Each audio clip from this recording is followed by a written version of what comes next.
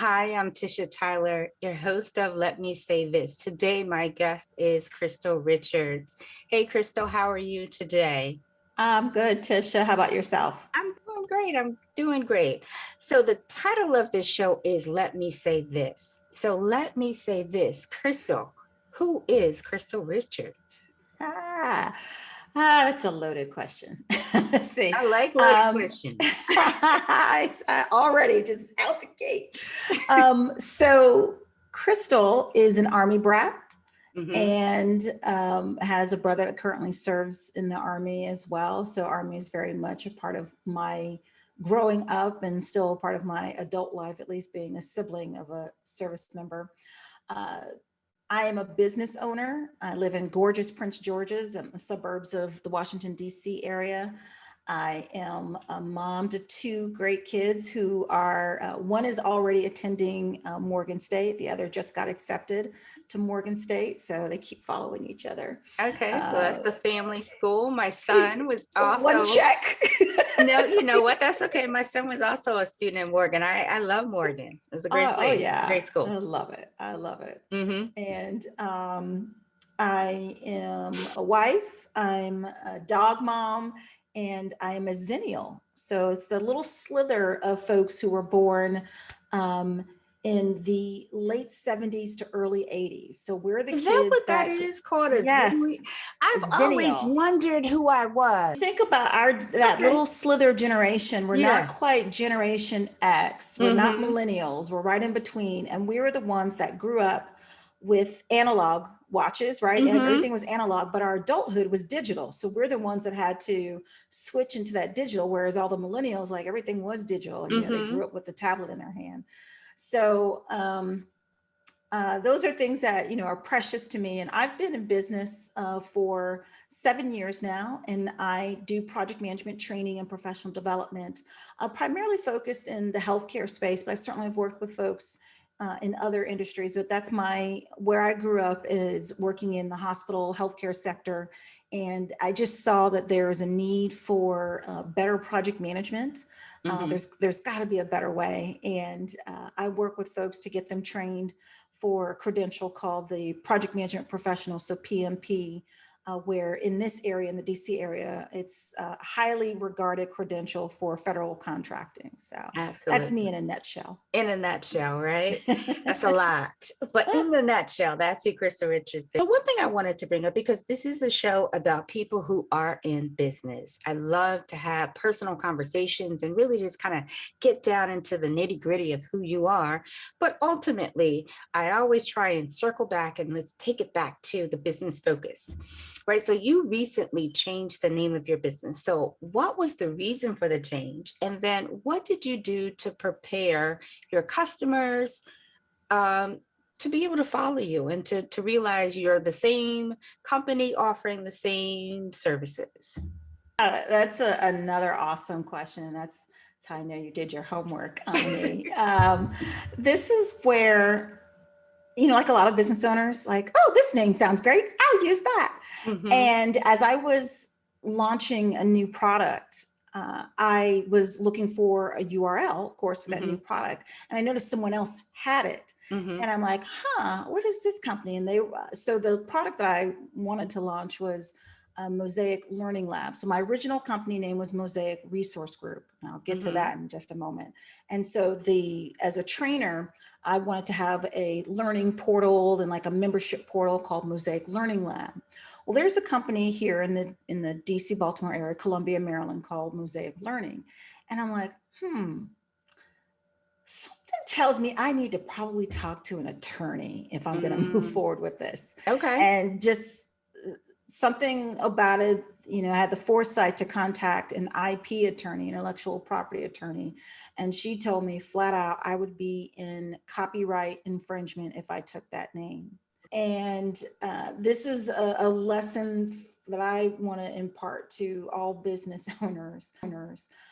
Do the due diligence with your name, and know it's not. I mean, now, if it's your personal name, usually that's fine. Now, if you have a unique name, or not a unique name, I should say, that's where things might get a little bit weird.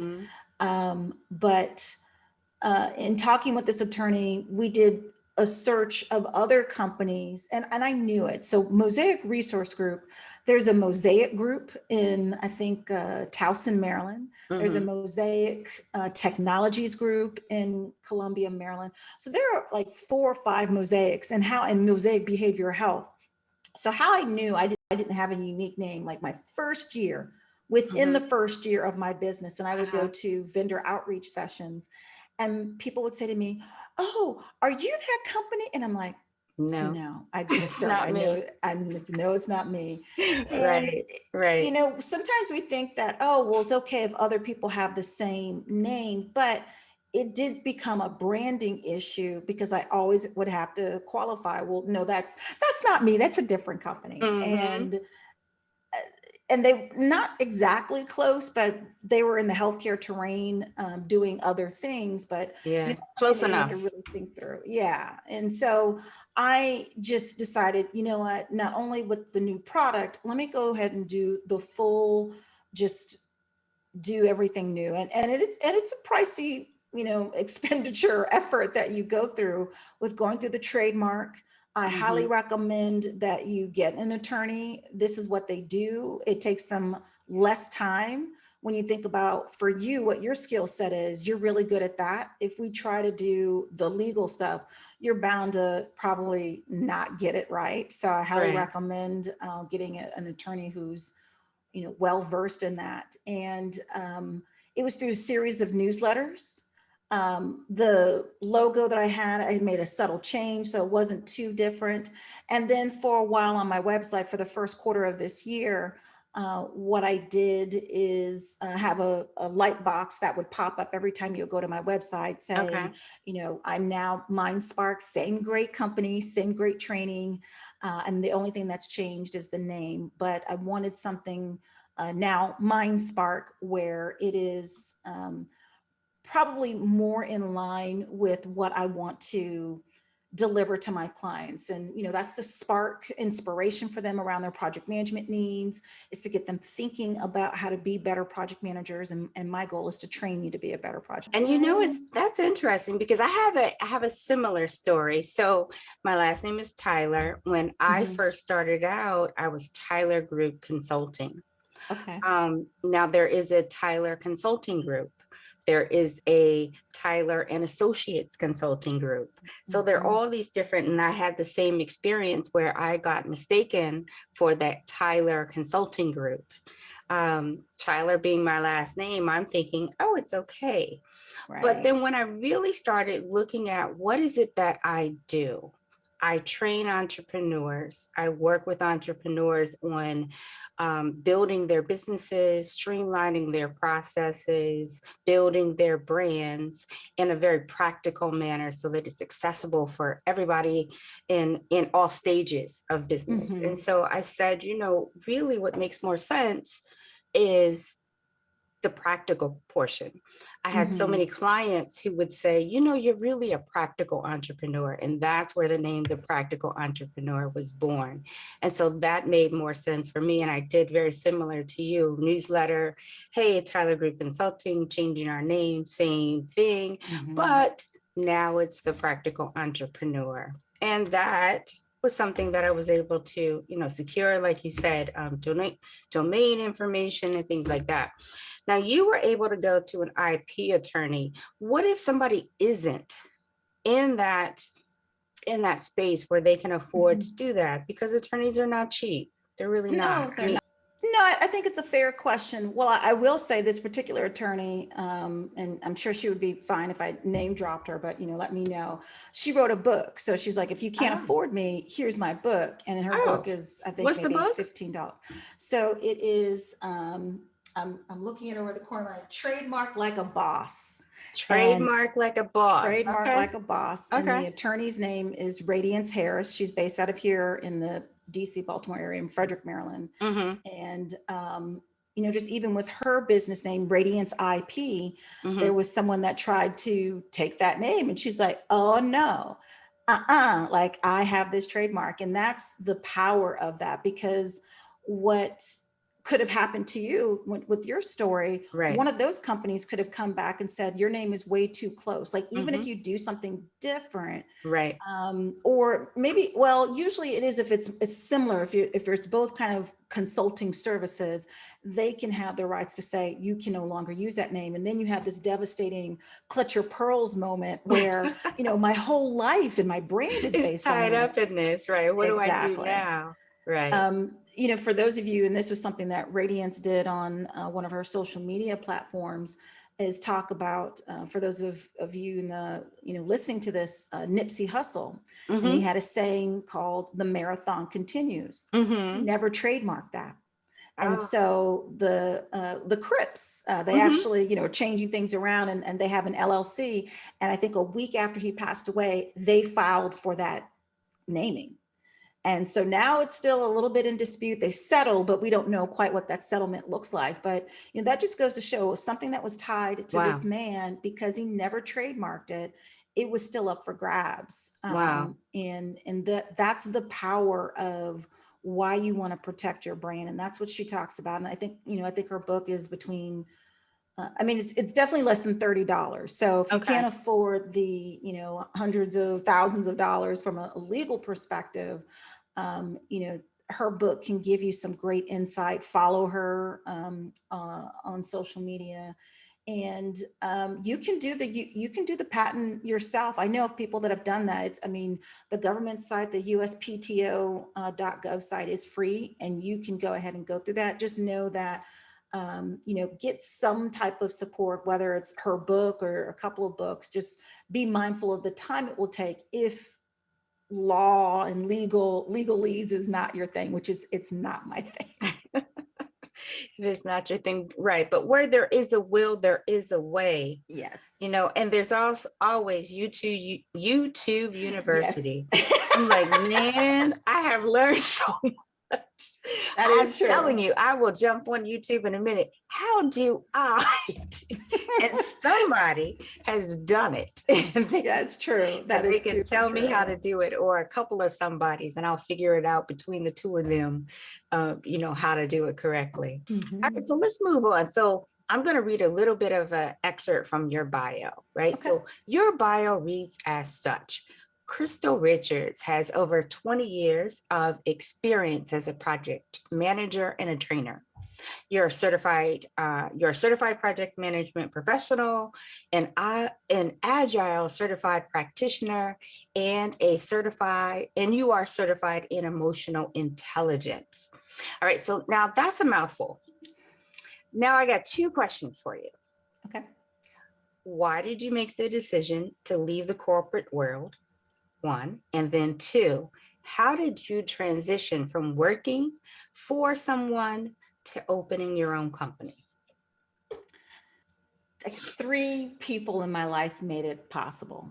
Number one, my parents. My father's retired Army, and they used to live in the area. And so, I would always visit with them. And at one point they just decided, you know what, we're going to pack up and move to where my father's from, in Memphis, Tennessee. And that's the trucking capital of the world. And that's what he grew up on. Like, he just always loved those 18-wheelers, and he wanted to start his own trucking company.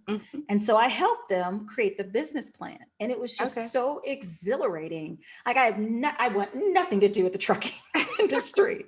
But it was so exhilarating of doing the research, thinking about the possibilities. And at the time when we wrote the business plan, I think it was quoted at being a $1.4 trillion business.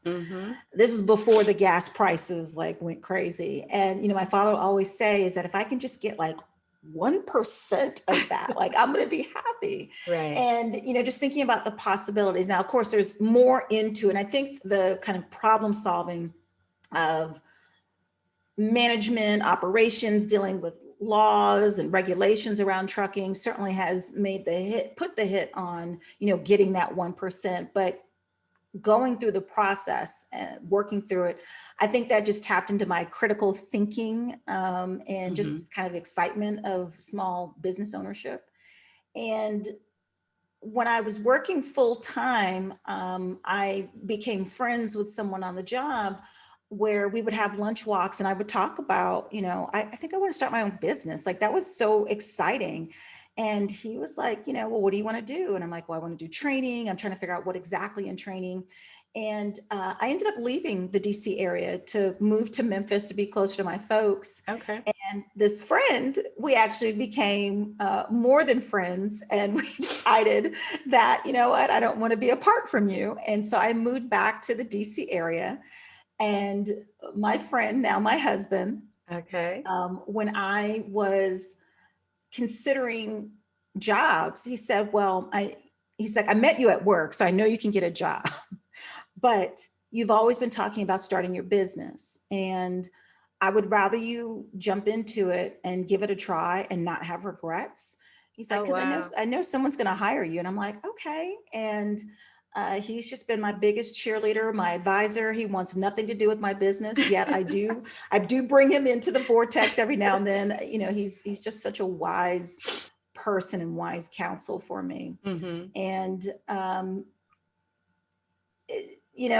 my biggest supporters of my parents and my spouse, where just able to give me the space and the support to go into my business. And I haven't looked back. I mean, there are certainly times, don't get me wrong, there are times when I'm like, this is hard. But Right. when I think about the autonomy, the creativity that I get to have, the missteps that I get to make and learn from it, as opposed to being chastised for the mistakes. But I'm hard enough as it is on myself. Right. That's the exhilarating part for me, in being a business owner and just seeing my growth. That's something that I really, really enjoy. And already, just when you work for someone, you're like, I'm going to let them worry about the sales. I'm going to let them worry about the revenue targets. I'm just going to do, stay under the radar and just do me. And now I get to see the whole, the inner workings of how to run a business. And I just enjoy it. I mean, like I said, that, my domain expired because my credit card expired the other day, and it was stressful on Easter. I'm trying to do this. You're trying to So it figure it out. happens. Exactly. But you think about Right. getting systems in place and all other stuff. And it's like, oh yeah, I did change my credit card and all the other stuff. But it, for all the times that it can be hard, the rewards are 10 times better. And it's true, when you get that first client, that first contract, you just want to save that check. Now, the irony is they actually sent me direct deposit. I'm like, where's my check? I just want the hard check. You want to at least take a picture of it. Exactly. I was like, oh, I got the EFT notice. It's so sexy. Taking a picture of the deposit in the bank is the same. It's not really cool taking it from your screenshot. Like, this doesn't really look good. I wanted to frame it. Yeah, Those days are over. I think you said a lot there. But one thing I want to kind of hone in on was the fact that you said that there's some things that you've tried that have not worked. Mm-hmm. And even the most recent example where your domain expired because your credit card changed and, so they couldn't automatically bill you. Failure happens, mistakes happen. That's all a part of it. When I'm teaching my entrepreneurship course, one of the things I have students do is a failure resume. Oh, right. So I have them create a failure resume. You're going to write that down. There you go. Write that one down. Right. I have them create a failure resume, but not just look at the failures, but look at the feeling they had when they failed, but then the lesson that they learned from the failure. And then we talk about how did it then change you as an individual, as an entrepreneur, so that you'll do something different. All right, so talk about one of the failures or one of the disappointments or setbacks that you've had in your business. What lesson did you learn? And then how did you change from that? I think one that sticks out is, I think that gets business owners all the time, is figuring out who your target market is. So if you try to speak to everyone, you speak to no one, No one. right? Because you try to be all things to all people and you just can't.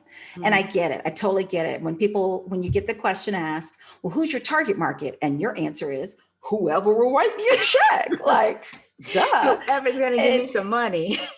And it just makes it very hard for you to be focused. And so you're doing a lot of busy work of things that you're just not passionate about. You take clients and you take it from clients when those aren't the ones that you probably want to work with. So in that vein, not at the beginning when I didn't quite know who I wanted to target, I took on this company that will just market to anybody. Just think about it as just basically they took my marketing copy and they just threw darts at anybody. And that was a lot of money. I finally, and I'm in business 7 years, I think I finally paid off that credit card like 2 years ago. Wow. And yes, you're gonna, unless you are independently rich, you're going to take on some level of debt. I would highly recommend, as much as you can, not to put it on a business card because those rates are high. So for those of you who are thinking about jumping ship, now is a good time. And you'll hear this often. It's better to get the credit, the line of credit. It's better to get the loan when you don't need it. Because if you're like, well, you don't have to tap into it. But there are people who suffered during COVID-19 because they did not have that line of credit. We're waiting weeks on end for the PPP loan that was like pennies to the dollar, but happy to get something. But so yeah, I spent a lot of money from that perspective. I think the other, which is really, really hard and from a personal level for anybody, is you're going to make some missteps with people, people who want to do business partnership with you. And I have learned, go into the partnership with an exit strategy in mind. Be clear that if there are things that are not working out well, have it within the contract. Even if it's your buddy from years on end, have a teaming agreement that says if the following conditions are not met or the following conditions are in place, which is not a good thing, then we need to go ahead and sever our ties, because it makes it easier, not easy, but easier to end that relationship and do it with some class and without having to, have hurt feelings. I am dealing with that now, where someone crossed the line with me and I'm kind of reeling from that, trying to figure out how to say, you know what, I probably have outgrown our friendship, or at least business partnership. And it hurts because you do develop these bonds, you kick it with that person, and then it's not okay when they are on another playing field. So and that goes with family. Even with family, have a contract in place about, here's our working relationships and our terms and conditions. If these things aren't met, we need to probably go ahead and end things. And that way you at least have it in writing. Because if anybody wants to fuss with you, that's the red flag. If anybody's like, oh, we don't need a contract, then that's the red flag for you, because any solid business owner should recognize that, the importance of just creating boundaries for yourself. So important to talk about those boundaries. And I think that goes back to, in your bio, I mentioned that you're certified in emotional intelligence. And that's one of those emotional intelligence factors, being able to set comfortable boundaries. But that's also incredibly important in entrepreneurship, realizing that not everybody is a good fit for your business, your partnership, and then that it's okay not to go in business with family, or that if you do, you set a clear cut line. And if you can't set a line with them, you can't set that boundary, you've got an overbearing mother, father, aunt, brother, cousin, whoever, then maybe they shouldn't go into business with you. Because if you can't stand up to them, That could be your downfall. So it is April. However, March was Women's History Month. So although we're not in March anymore, I do believe it's always the time to talk about women in business, especially in heavily male dominated industries. So aside from being a female project manager, you also call yourself an accidental project manager and an oddball. What is that? And I think too, maybe if you can give a brief definition of what is a project manager. We hear that word thrown around. We hear PMP. If you're, especially if you're in the DC metro region, you hear PMP all the time. People outside of the area might not be so familiar. So if you can kind of talk a little bit about what exactly is a PMP, and then why do you call yourself an accidental project manager and an oddball, and then what has it been like being in a heavily male dominated industry as a female and a Black female? Yes. So the definition of project manager, I always like to say there's someone who likes to get stuff done, right? If you've ever been around someone who's just like, okay, this needs to go over here. Okay, well, what's our timeline? And that's the project manager in the making. Just even we did a basement renovation. I drive my husband nuts because I'm like, doing all like, well, if we do this and have this sequence, so he's like, really? So project manager is a change agent who is coordinating all the efforts from getting from point A to point B. So if there's some new initiative, something that you want to have moved forward with in your organization, they're that go-to person who can, be the one to, as we always jokingly say, herd the cats. They have their schedule. They keep everybody apprised of how we're progressing, and try to bring folks together from a perspective of the project manager can't do the work alone. I need everybody involved, but I need to let you know how we're progressing so that you see how that impacts your work and your work stream. Let's talk a little bit about the whole project, the concept of project management, managing projects in a small business setting.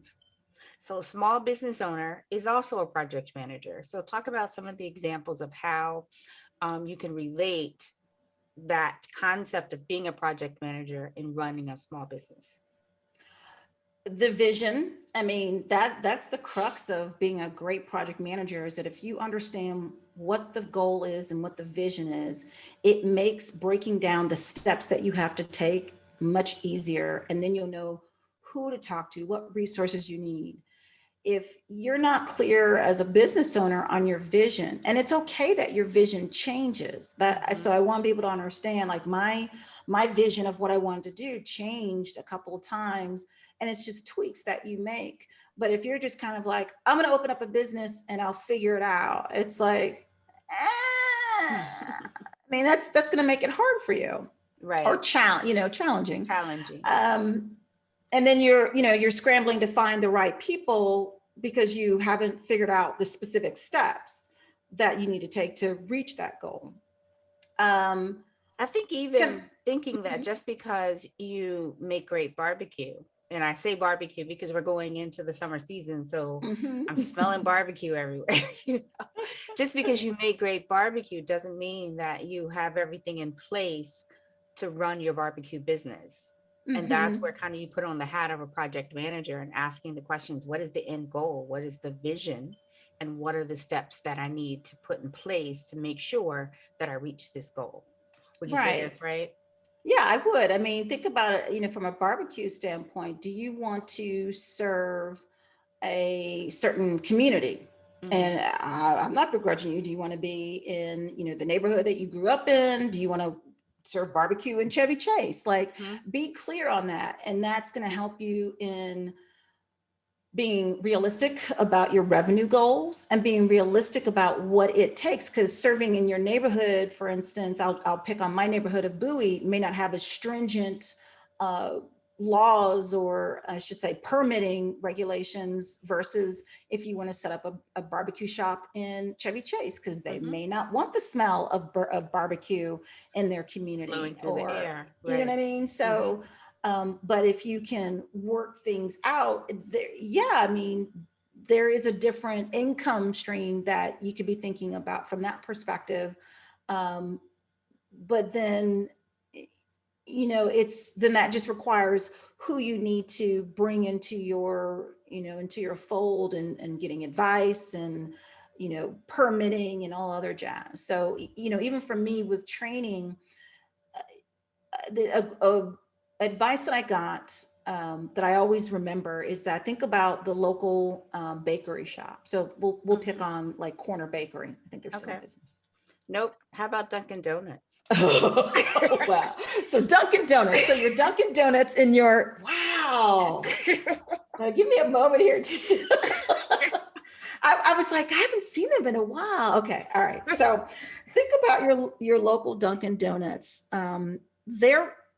They serve folks in a 1 mile radius in where they are.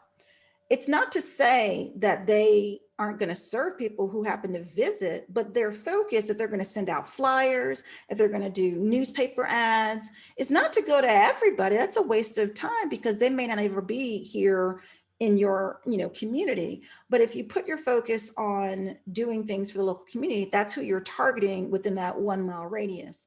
If someone from, 10 miles away just happens to be in town, it's not to say that you won't serve them. It's just that I'm not marketing to you and putting all my time and effort. So when, even though, and I know, I think we're supposed to get into this with things that have happened with COVID-19, it's allowed us to be a lot more available, I'll say, to people outside of our area. My target is still the DC metro area, because that's all that I have the bandwidth for, to really get to know folks and what their pain points are in this community, so that I can best make sure I meet their needs, that I can best market to what they do. And if someone from the UK happens to say, I know you only, you say you only serve the DC and Baltimore areas, but we have this training opportunity, I want to see if you would be interested. If the money's right, sure. So I'm just not going out and marketing to the UK every week, because it's just, I have someone from, Australia reach out to me, like, she said, you get access to people in the UK, or excuse me, in Australia and New Zealand. I'm like, I don't care. It's a 10-hour difference. Like, I'm literally talking to you in the future. You're calling me at Monday at 6. It is Tuesday at 10 a.m. That doesn't even make like, you're in the future. Like, you're not my target market. Like, that just doesn't make sense to me. I love that, talking to you in the future. So I end my show the exact same way with every guest. The name of the show is Let Me Say This. So I ask all of my guests. Oh, wow. I feel like I've done that a couple times. Let me say this.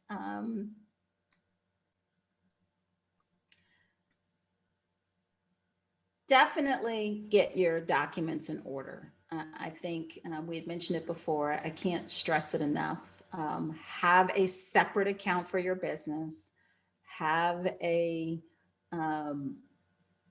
accounting system. And there's a couple out there, everyone uses one in particular, but I use a different one, which is free.